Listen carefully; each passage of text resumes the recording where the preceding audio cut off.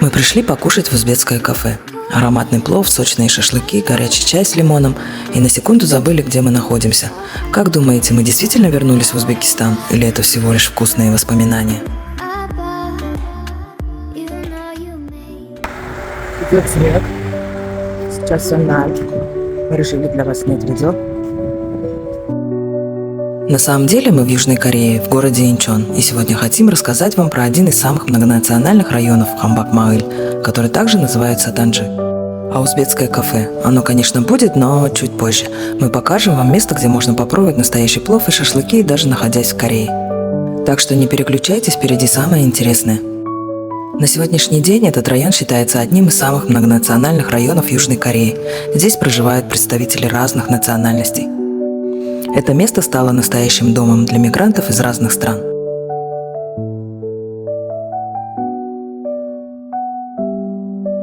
Район начал формироваться в 1990-х годах, когда Южная Корея стремительно развивалась.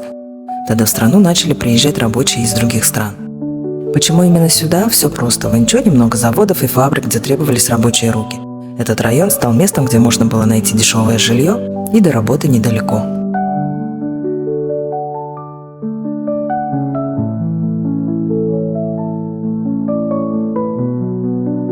Примерно с 2010 года правительство стало больше помогать иностранцам. Во-первых, начали работать специальные курсы корейского языка.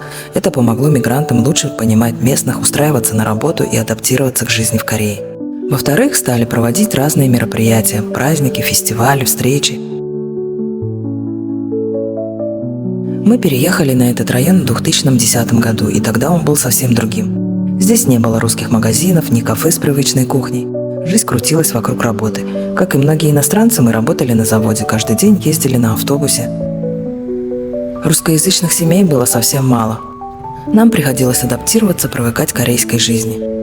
Но со временем район начал меняться, постепенно появлялись русские магазины, кафе, караоке. Все больше людей из стран СНГ переезжали сюда. Теперь это настоящий уголок для русскоязычных в Корее, где можно найти все, от родных продуктов до общения на своем языке. Но мы помним его совсем другим, когда здесь все только начиналось. Помимо развитой инфраструктуры, здесь есть все необходимое для комфортной жизни. В пешей доступности школы, медицинские учреждения, удобный транспорт и даже парки для прогулок. А благодаря большому количеству иностранцев адаптироваться в районе стало гораздо легче. Многие местные уже привыкли к русскоязычным жителям.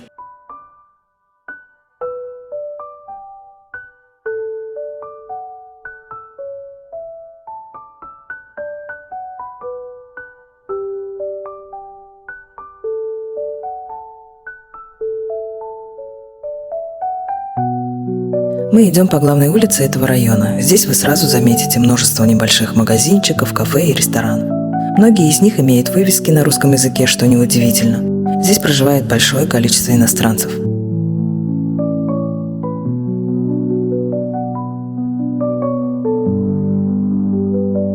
Это настоящий мультикультурный уголок в Инчоне. Гуляя по улицам, можно часто услышать русскую, узбекскую, казахскую речь и встретить людей из стран СНГ.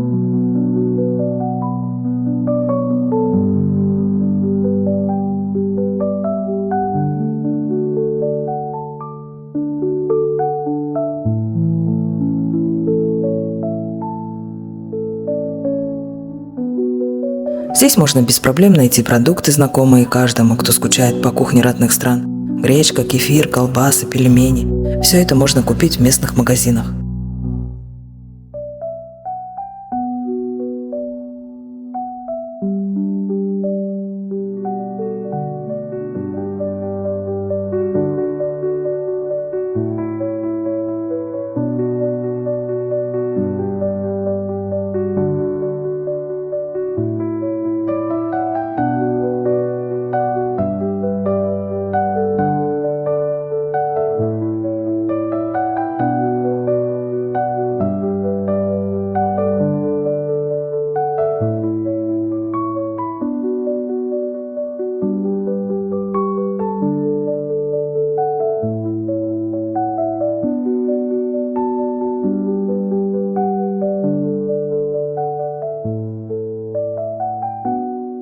Многие жители работают на заводах и фабриках Инчона. Как известно, Инчон – это один из крупнейших промышленных городов Южной Кореи. В районе ходят автобусы, которые связывают район с промышленными зонами.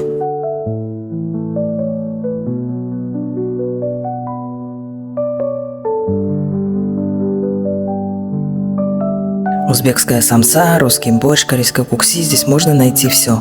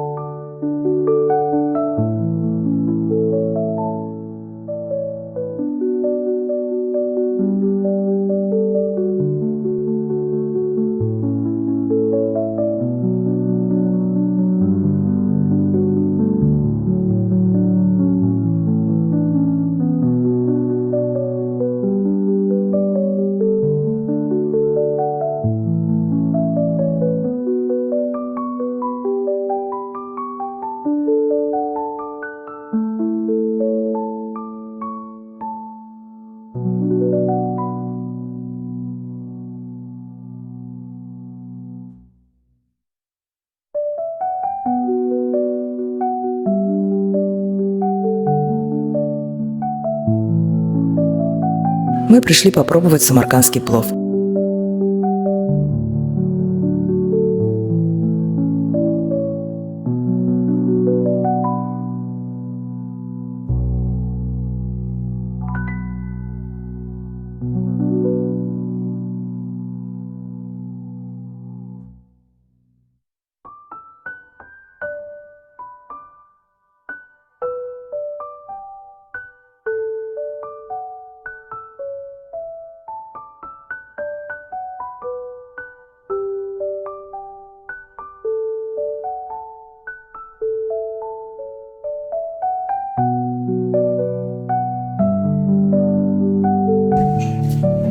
Какой будем плов? Не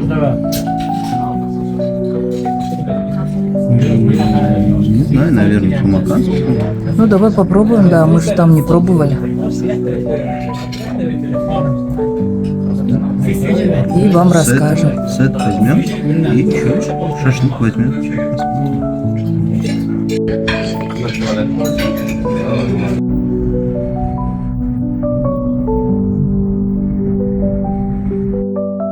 Атмосфера здесь очень уютная, обслуживание быстрое и вежливое.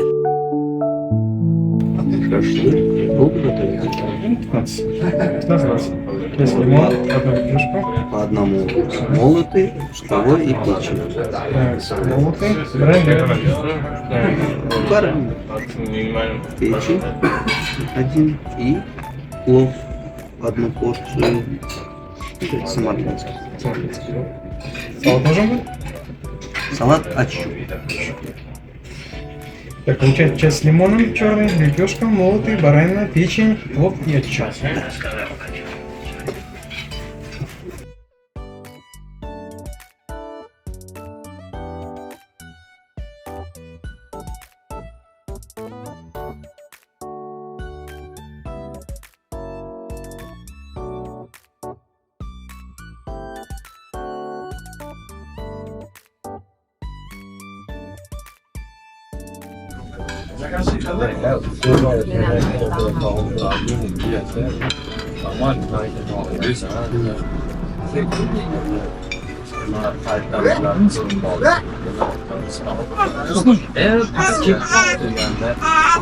Очень вкусно.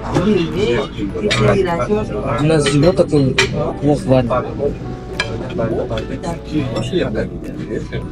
Ну, надо напомнить, что он умеет такой работать.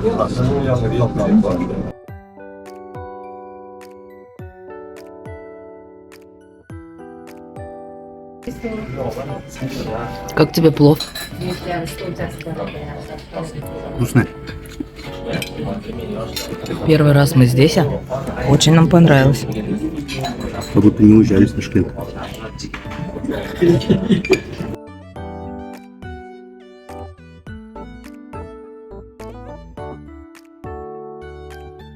Интересный факт: в этом кафе не продают алкоголь, так как оно халяльное. Несмотря на это, посетителей здесь много, что говорит о популярности заведения.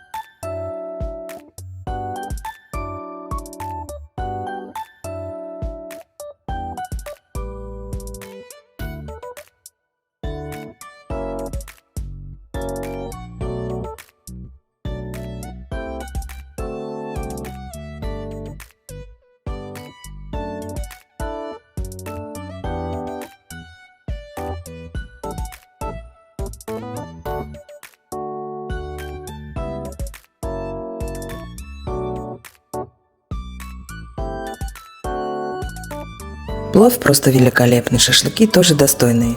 Но вот салат очучук нас не впечатлил, скорее всего дело в местных помидорах. Мы рекомендуем к посещению.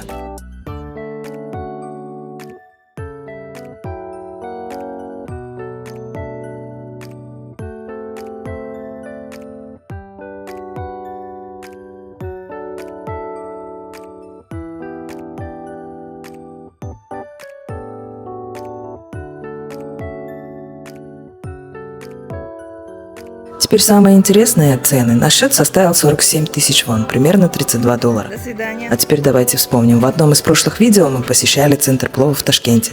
Там счет был $67 на 11 человек. Правда, без шашлыков, но с самсой. Разница ощутимая, правда? Ссылку на то видео оставлю здесь, обязательно посмотрите. А пока напишите в комментариях, где, по вашему мнению, самый вкусный плов.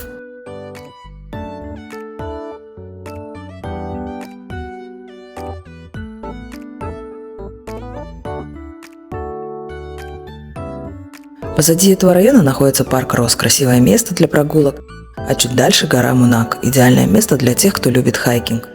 Мы уже поднимались на эту гору и даже снимали ее с дрона, кадры получились очень красивые. Если вам интересно, оставлю ссылку на это видео здесь, обязательно посмотрите, особенно если вы любите природу и прогулки на свежем воздухе.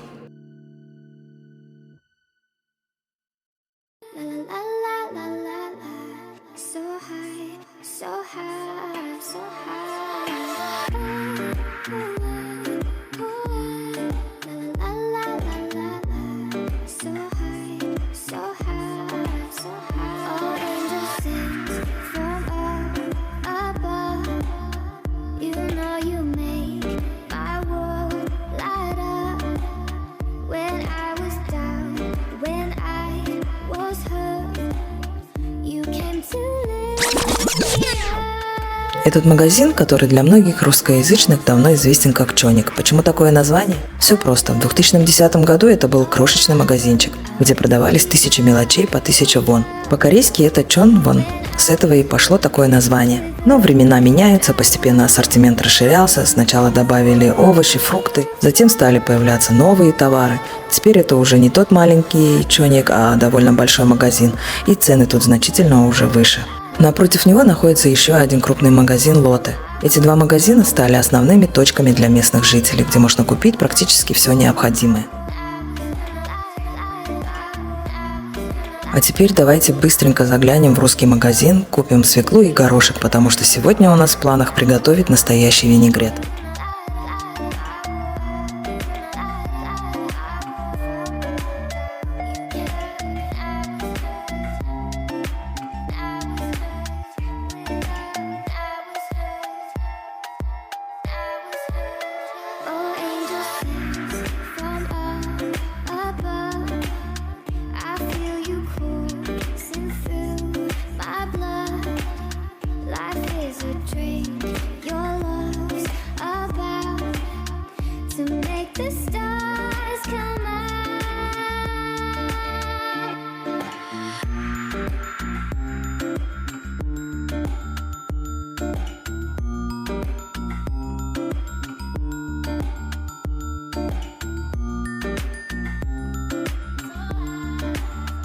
А вы задумывались, где мы работаем и чем занимаемся в Корее? Вот вам подсказка. Мы работаем в одном из заведений, которые мы вам сегодня показали. Интересно, какое? Как думаете, в какой сфере мы работаем? Пишите в комментариях ваши догадки. Вот такое познавательное и атмосферное видео у нас получилось. Если вам понравилось, ставьте лайк, подписывайтесь и пишите комментарии. Всем удачи, до новых встреч, всем пока-пока!